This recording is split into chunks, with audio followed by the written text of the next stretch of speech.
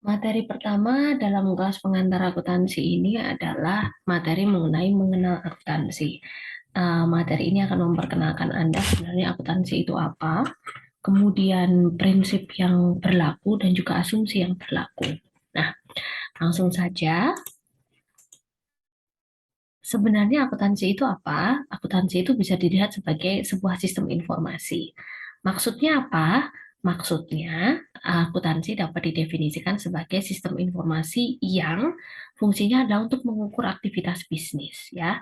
Jadi, dalam sebuah perusahaan itu, dia gambarannya seperti apa, kita ukur aktivitas bisnisnya, begitu.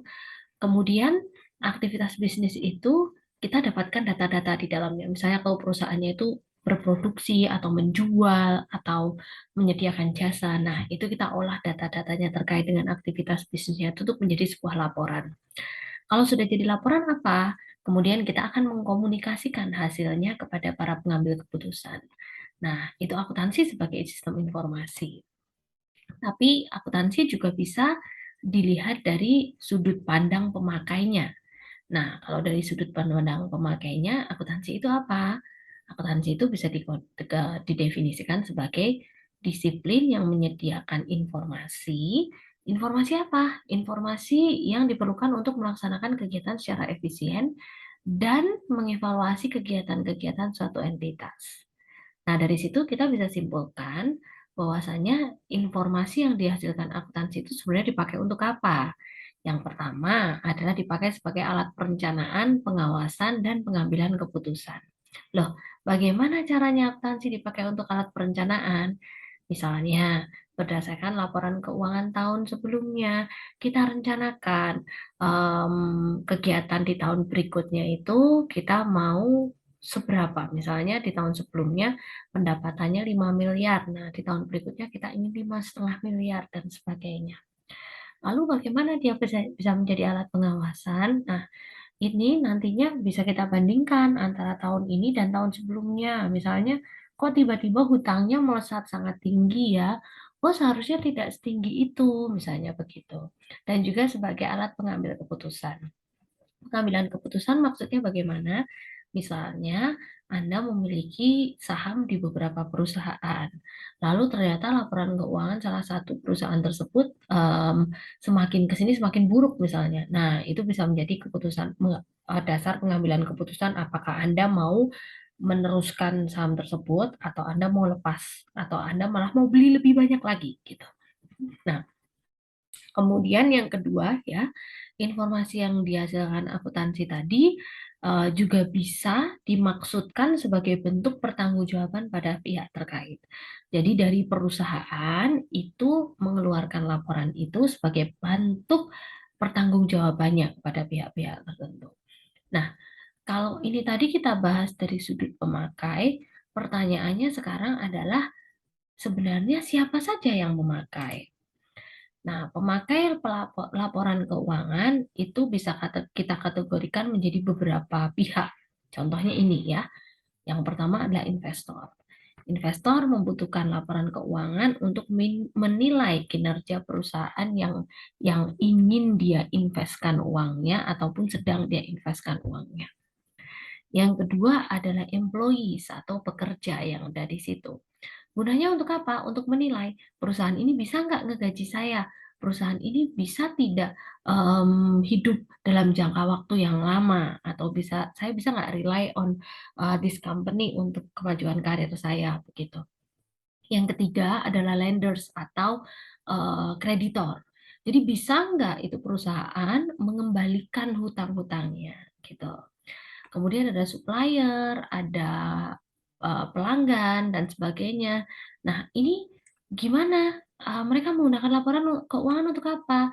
Kalau supplier tentunya bisa juga untuk menentukan apakah si perusahaan itu bisa melunasi utang-utangnya atas supply yang dia beli dari si suppliers itu. Kemudian kalau customer bisa melihat, oh ternyata perusahaan ini menjalankan bisnisnya dengan baik, misalnya CSR-nya bagus, maka customer-nya jadi lebih loyal dan lain sebagainya. Kemudian ada government agencies ya, pemerintah. Biasanya sih yang terkait dengan pajak ya. Gunanya untuk apa? Misalnya untuk menentukan besaran pajaknya. Apakah pajak yang dibayar sudah sesuai atau belum begitu. Jangan-jangan kok penghasilannya besar sekali tapi pajaknya kok kecil sekali atau malah tidak pernah membayar pajak gitu. Kemudian yang terakhir ada masyarakat. Masyarakat itu biasanya bentuknya adalah mereka ingin memonitor apakah perusahaan ini menjalankan bisnisnya dengan baik atau tidak. Kemudian apakah perusahaan ini menerapkan prinsip-prinsip akuntansi dengan baik atau tidak dan lain sebagainya. Nah, ini adalah para pengguna laporan keuangannya. Nah, maka kalau kita ringkas sebenarnya mereka menggunakan laporan keuangan itu kurang lebih untuk ini, baik untuk merencanakan, mengawasi, ataupun mengambil keputusan. Nah, kemudian bentuk pertanggungjawaban pada pihak terkait ini erat ya dengan hubungannya antara perusahaan dengan investor gitu. Istilahnya investor sudah menanamkan sahamnya, kemudian perusahaan tersebut ingin melaporkan ke investor sebenarnya uangnya tadi sudah dipakai untuk apa saja. Nah, yang ketiga, akuntansi juga bisa dilihat dari sudut pandang proses kegiatannya. Kalau dari sudut pandang proses kegiatannya, akuntansi itu apa? Akuntansi itu meliputi proses pencatatan, penggolongan, peringkasan, pelaporan, dan analisis data keuangan suatu entitas. Dengan demikian, akuntansi akan meliputi satu identifikasi data yang relevan. Jadi, data apa saja yang bisa dimasukkan ke dalam laporan itu, gitu. Misalnya, data pembelian bahan baku, nah itu relevan. Terus contoh data yang tidak relevan apa? Misalnya, istri dari CEO perusahaan belanja tas baru. Nah, itu kan tidak ada hubungannya dengan perusahaan ya, meskipun terkait dengan CEO-nya. Itu tidak termasuk dalam data yang relevan untuk dicatatkan. Nah, kalau sudah terdapat data yang relevan, misalnya tadi pembelian bahan baku ya, selanjutnya kita analisa data tersebut. Kita lihat apakah ada buktinya, apakah pembeliannya secara kredit, apakah pembeliannya secara tunai, baru kemudian kita bisa memproses data tersebut. Nah, kalau kita bentuk sebagai bagan, kurang lebih sebenarnya kita bisa melihatnya seperti ini ya. Pemakainya siapa saja di sini ini. Kemudian dari pemakai-pemakai ini kita mengidentifikasi kebutuhannya apa saja. Nah, kebutuhan-kebutuhan itu akan disediakan oleh si sistem akuntansi ini tadi. Tadi kan di awal kita definisikan akuntansi sebagai sistem informasi itu ini ya, menyediakan mengukur aktivitas bisnis dan mengolah menjadi laporan kemudian mengkomunikasikan. Nah, kita tengok di sebelah sini, sistem akuntansi itu mengambil data ekonomi kemudian menghasilkan laporan akuntansi. Laporan akuntansinya apa? Nah, kurang lebih kontennya seperti inilah ya.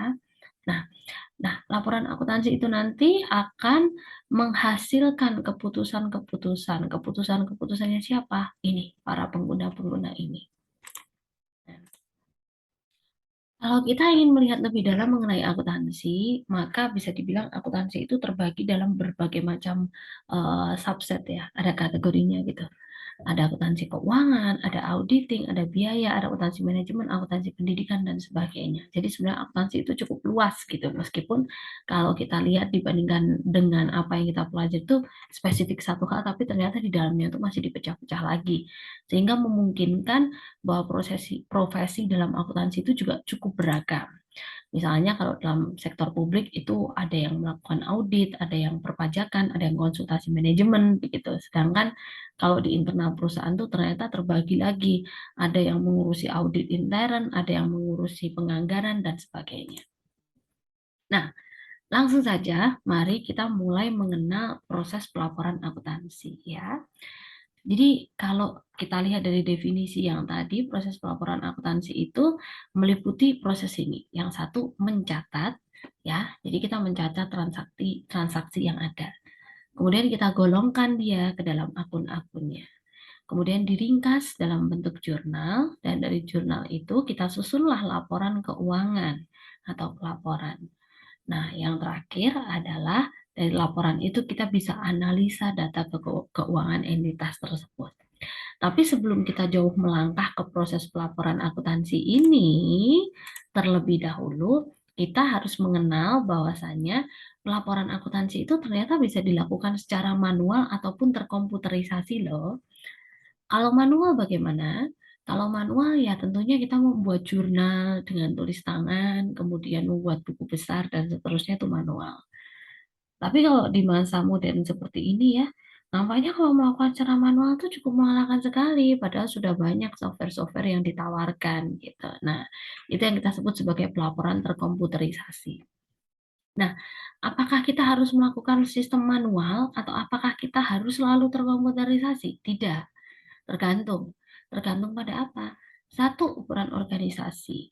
Kalau ukuran organisasi Anda masih sangat kecil, kemudian Anda belum mampu mengeluarkan dana untuk membeli software, nah mungkin manual menjadi jawabannya. Tapi kalau transaksi Anda sudah besar, kemudian Anda sudah mampu mengakuisisi software, maka pelaporan manual sudah bukan opsi lagi.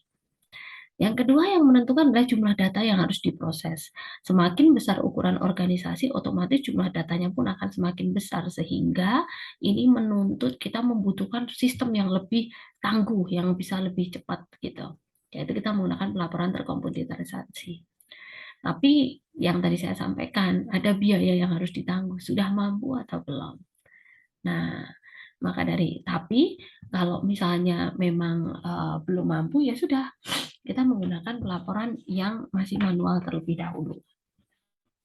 Nah, jika dari segi ukuran, dari jumlah data, itu sudah besar organisasinya dan dia mampu menanggung biayanya, kita tidak bisa memungkiri bahwasannya ya, meskipun sudah ada sistem terkomputerisasi, memahami hakikat kegiatan dan transaksi keuangan perusahaan itu hukumnya wajib. Jadi kalau kita tidak paham transaksi apa yang bisa diinput, mana yang disebut dengan transaksi, kita tidak paham prinsip-prinsip akuntansinya, maka kita tidak bisa menyusun laporan keuangan meskipun sudah ada sistem pelaporan yang terkomputerisasi. Jadi memahami hakikat kegiatan dan transaksi keuangan itu tetap menjadi utama gitu. Nah, bisa dibilang ya ada yang namanya pilar-pilar akuntansi. Apa itu pilar-pilar akuntansi? Pilar-pilar akuntansi itu adalah hal-hal yang menentukan kualitas laporan yang disusun gitu. Ada tiga. Yang pertama adalah etika dalam pelaporan keuangan, yang kedua adalah prinsip akuntansi berlaku umum, dan yang ketiga adalah asumsi yang diterapkan dalam akuntansi gitu.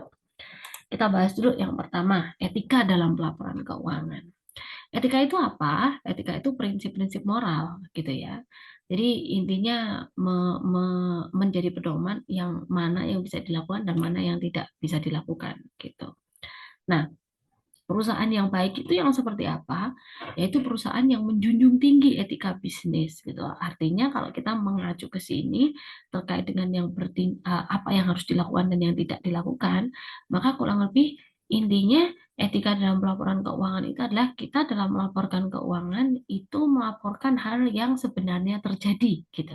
Tidak memulai laporan itu menjadi laporan yang nampak baik tapi ternyata justru menjerumuskan.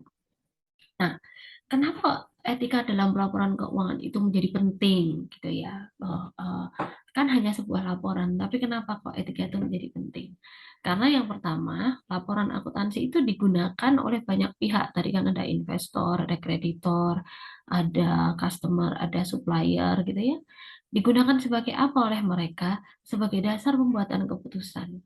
Jadi kalau laporan akuntansi ini tidak disusun sesuai dengan apa yang ada di lapangan, sesuai dengan kenyataan, maka keputusan yang diambil oleh pihak-pihak tadi itu menjadi tidak tepat. Misalnya investor, dia mau berinvestasi di perusahaan A, laporannya terlihat bagus, tapi kalau laporannya tidak disusun berdasarkan etika, maka ternyata dia bohong kan ya, maka sebenarnya tidak sebaik itu perusahaannya. Otomatis keputusan si investor untuk investasi di situ itu tadi menjadi keputusan yang salah gitu. Nah, kemudian yang kedua, kenapa perlu ada etika dalam pelaporan keuangan? Terkadang akuntan itu juga mendapatkan tekanan dari atasan untuk menyajikan data yang tidak wajar sehingga perusahaan nampak baik gitu loh. Mau tidak mau akuntan itu dibayar oleh atasannya ya. Nah, kadang-kadang atasannya nge-push, ayo keuangannya jangan dibikin rugi terus, nanti nggak ada yang mau invest. Atau justru sebaliknya, jangan dilaporkan penghasilannya terlalu tinggi, nanti pajak kita juga terlalu besar, misalnya seperti itu. Nah, contoh kerugian besar yang dialami oleh pengguna laporan keuangan karena laporan keuangannya tidak sesuai dengan kenyataan, bisa teman-teman temukan, silahkan googling kasusnya Enron ya, apa yang terjadi di situ. Bagaimana laporan keuangan yang disusun secara tidak beretika itu ternyata dapat mempengaruhi banyak sekali pihak. Silahkan di googling nanti ya. Nah, kemudian pertanyaannya adalah etika dalam laporan keuangan itu diatur oleh siapa gitu. Nah, ada diatur oleh beberapa ini ya apa namanya organisasi gitu dan mereka mengeluarkan sebuah kode etik gitu ya. Misalnya IAI Ikatan Akuntan Indonesia itu mengeluarkan kode etik akuntan. Kalau IAPI ya itu mengeluarkan kode etik profesi akuntan publik gitu. Kemudian untuk internal audit itu ada kode etik profesi audit internal. Kemudian ada yang sifatnya global ya, itu yang ini Sarbanes-Oxley Act, ini responnya Amerika terhadap kasusnya Enron ini tadi. Bagi yang penasaran boleh silahkan dicek di googling ya. Nah, kemudian yang kedua, tadi kan kita bahas ini ya, etika, prinsip, dan asumsi. Yang pertama sudah ya. Nah, yang kedua, prinsip akuntansi berlaku umum. Apa sih prinsip akuntansi berlaku umum? Prinsip akuntansi berlaku umum itu adalah prinsip dan konsep yang digunakan akuntansi dalam menyusun laporan keuangan. Gitu. Nah, digunakan sebagai apa? Digunakan sebagai pedoman dalam menyusun laporan keuangan. Kenapa harus ada pedomannya? Karena perusahaannya itu ada banyak, penggunanya ada banyak ya. Kalau seandainya perusahaan satu dengan yang lain itu menggunakan prinsip dan konsep penyusunan laporan keuangan yang berbeda-beda, maka penggunanya pusing dong, gitu ya. Misalnya ada beberapa perusahaan, ada A, ada B, ada C, gitu ya. Di sini A, di sini B, kemudian di sini C. Si A itu bikin laporan sendiri dengan prinsip yang bentuknya seperti ini, persegi panjang. Saya umpamakan bentuk gitu ya. Kemudian si B itu bikin sendiri dengan format segitiga. Kemudian si C itu bikin sendiri dengan format jajaran genjang. Nah, di sini ada pengguna. Maka pengguna ini akan kerepotan untuk memahami ini karena ini tuh berbeda-beda. Tapi ketika ada prinsip akuntansi berlaku umum ya yang digunakan sebagai pedoman gitu, maka ini nggak bisa bikin bentuknya beda-beda seperti ini. Semuanya harus sama. Misalnya ditentukan bentuknya lingkaran semua. Nah, begini. Nah, nanti tinggal apakah lingkarannya ini besar, maksudnya profitnya besar atau kecil dan sebagainya gitu ya. Sehingga para pengguna yang di sini ini dia bisa membandingkan antara satu dengan yang lainnya. Itu yang pertama, bisa dibandingkan. Yang kedua adalah mudah difahami. Oh, pakemnya menyusun tuh ini ada pedomannya gitu loh. Jadi antara A, B, dan C itu laporannya dasarnya, prinsipnya sama, hanya saja angkanya mungkin yang berbeda karena sesuai dengan keadaan masing-masing perusahaan. Nah, kemudian pertanyaannya itu prinsip berlaku umum itu tadi disusun berdasarkan apa? Nah, dia dikembangkan dari hasil penelitian dan juga praktik yang berlaku secara umum gitu. Jadi tidak asal ditetapkan yuk kita pakai ini tidak, tapi didasarkan pada hasil penelitian dan juga praktek yang berlaku secara umum. Siapa yang menyusun? Kalau di Indonesia disusun oleh IAI gitu ya. Dan dalam perkembangannya prinsip akuntansi berlaku umum itu akan direvisi terus-menerus gitu. Kenapa direvisi? Karena transaksi itu juga terus berkembang. Maksudnya bagaimana? Begini, kalau dulu mungkin orang itu beli secara ini ya, menukar barang barter gitu ya. Kemudian setelah barter jadi ada uang, nggak barter lagi tapi pakai duit gitu ya. Nah, tapi setelah berjalannya waktu juga, ternyata transaksi itu tidak hanya pakai duit, tapi bisa on credit. Nah, tentunya pencatatannya kan akan berbeda-beda ya. Nah, oleh karena itu, prinsip akuntansi berlaku umum ini sifatnya dia berkembang dan dapat direvisi seiring dengan berjalannya waktu, gitu ya. Nah, prinsip akuntansi berlaku umum ini perlu difahami oleh siapa? Tidak hanya oleh penyusun loh ya, tapi juga pengguna laporan akuntansi. Jadi di dalam conceptual framework-nya laporan keuangan itu ada tulisannya di sana bahwa pengguna laporan akuntansi adalah investor, kreditor, bla bla bla bla bla bla yang memiliki pengetahuan dasar untuk memahami laporan keuangan. Jadi di sini bisa kita pahami bahwasanya orang yang menyusun laporan keuangan itu tidak punya kewajiban untuk ngajari pengguna laporan keuangan untuk membaca. Justru penggunanya itu juga harus memiliki pemahaman dasar mengenai prinsip akuntansi jika ia ingin menggunakan laporan akuntansi, gitu ya. Jadi ini tidak hanya harus dipahami oleh yang menyusun, tapi juga harus dipahami oleh yang menggunakan laporan. Nah, um, dalam dalam prakteknya seiring dengan perkembangan era globalisasi muncul juga tuh yang namanya IFRS. Harapannya adalah supaya secara global itu bisa dibandingkan dengan lebih mudah antara perusahaan yang satu dengan yang lainnya.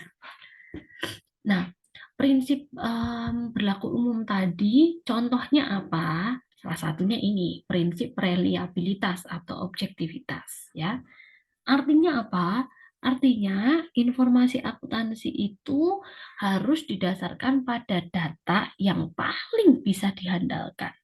Oke. Nah, data yang paling bisa diandalkan itu maksudnya apa? Yaitu data yang bisa diverifikasi atau dikonfirmasi. Maksudnya apa? Gini maksudnya. Misalnya ada data transaksi gitu ya. Ada transaksi pembelian bahan baku senilai 5 juta rupiah. Nah, ini dapat diandalkan atau tidak? Kita bisa verifikasi konfirmasi tidak? Nah, ini harus bisa. Contohnya bagaimana? Kita cek ke transak ke bukti pembeliannya atau notanya. Oh, ada notanya. Di sana dijelaskan barang apa yang dibeli, kemudian nilainya berapa, harganya berapa. Oh iya, oke, cocok gitu. Atau dengan surat kontrak utang juga bisa. Atau kalau misalnya nih ada aset gitu yang sudah lama tidak dipakai atau kita menerima pelunasan utang gitu dengan diberikan aset. Nah, kita bisa menggunakan ini penilaian appraisal. Yang penting adalah ada dokumen yang kita bisa memverifikasi atau mengkonfirmasi, oh iya transaksinya tadi senilai 5 juta gitu ya. Itu yang kita sebut sebagai reliabilitas atau objektivitas. Kemudian yang kedua ada prinsip biaya perolehan ya. Artinya, jumlah yang dipakai dalam catatan akuntansi untuk pembelian barang atau jasa. Itu yang kita sebut sebagai biaya perolehan. Ya. Maksudnya bagaimana? Maksudnya gini, kalau ada transaksi, itu biaya perolehan yang kita catatkan di jurnal itu yang mana? Yang kita catatkan adalah harga yang disepakati oleh kedua pihak. Contoh mudahnya adalah terkait dengan jual beli tanah. Misalnya si A menjual tanah seharga 500 juta, jadi ditawarkan gitu 500 juta. Si B itu mengajukan penawaran untuk membeli tanah tersebut seharga 350, dia nawar gitu. Nah, akhirnya setelah negosiasi, tanah tersebut terjual dari A ke B senilai 400 juta. Nah, kalau A mau bikin jurnal atas penjualan tanah ini tadi, berapa yang dicatat? 500, 350, atau 400? Yang dicatat adalah 400. Kenapa kok 400? Kenapa kok nggak 500 juta? Ingat, 500 juta ini tadi baru penawarannya saja. Oke, jadi belum deal. Yang harus kita catat adalah harga yang disepakati oleh kedua pihak yang terjadi. Maka yang dicatatkan ada 400 juta. Begitu juga kalau B ingin mencatat membuat jurnal atas pembelian tanah, maka yang dicatat bukan 350. Ini adalah harga dia nawarnya. Yang kita catat adalah 400 juta. Ini adalah harga yang didealkan, harga yang terjadi untuk menerima tanah dan melepas aset dan si A melepaskan asetnya, gitu ya. Nah, yang ketiga adalah pilar-pilar akuntansi tadi itu asumsi dalam akuntansi. Maksudnya asumsi dalam akuntansi itu apa sih? Asumsi dalam akuntansi itu fondasi gitu loh yang kita pakai selama kita menyusun atau kita memproses akuntansi. Ada apa saja? Ada tiga. Yang satu adalah konsep entitas. Apa itu konsep entitas? Konsep entitas itu berpaku pada bahwa suatu organisasi itu berdiri sendiri sebagai satu satuan ekonomi yang terpisah. Maksudnya gimana? Maksudnya gini, misalnya gini, ini ada orang ya, orangnya ini punya perusahaan, oke, namanya A. A punya perusahaan, di sini namanya PT A. Nah, ketika kita menyusun laporannya PTA, maka kita harus menganut konsep entitas yang mana organisasi itu berdiri sendiri sebagai suatu satuan ekonomi yang terpisah. Terpisah dari mana? Dari si A yang punya ini tadi. Jadi laporan keuangannya, asetnya A ya asetnya A ini tidak masuk ke PTA. Ya cuma punyanya PTA aja. Oke. Sehingga hartanya ini antara kedua pihak ini terpisah gitu loh. Tidak jadi satu. Jadi seandainya A ini jajan beli cireng tidak dicatat oleh PTA. Oke. Begitu juga ketika PTA itu beli mobil tidak dicatat oleh A karena mereka dua perusahaan yang terpisah. Jadi meskipun statusnya A itu adalah pemiliknya PTA, tapi secara akuntansi mereka itu adalah dua satuan ekonomi yang terpisah. Nah, maka ketika A ini menginvestasikan dana masuk ke sini, ya, jadi oke, aku invest ya 500 juta gitu. Ini nanti akan ada jurnalnya, akan ada transaksi akuntansinya, karena mereka dianggap sebagai dua entitas yang terpisah. Yang kedua adalah konsep kelangsungan usaha, yaitu entitas akan terus beroperasi dan tidak pernah bangkrut.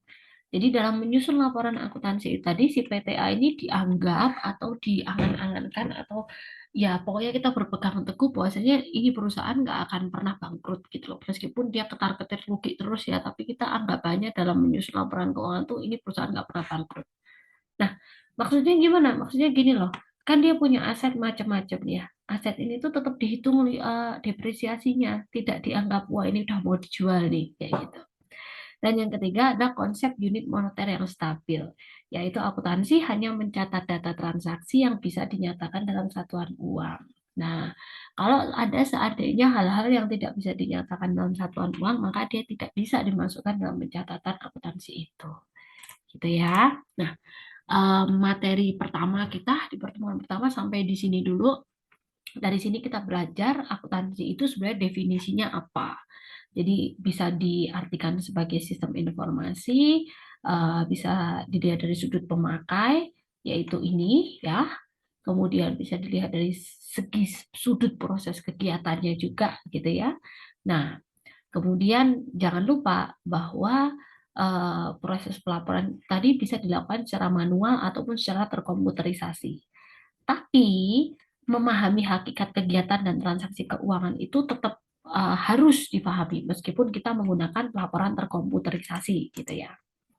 Nah, tadi kita juga mempelajari pilar-pilar akuntansi untuk memastikan bahwasanya laporan keuangan yang disajikan itu berkualitas gitu.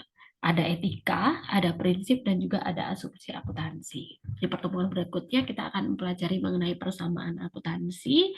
Untuk pertemuan pertama, silahkan Anda kerjakan kuis yang sudah disediakan di Learning Management System. Sampai jumpa pada pertemuan berikutnya.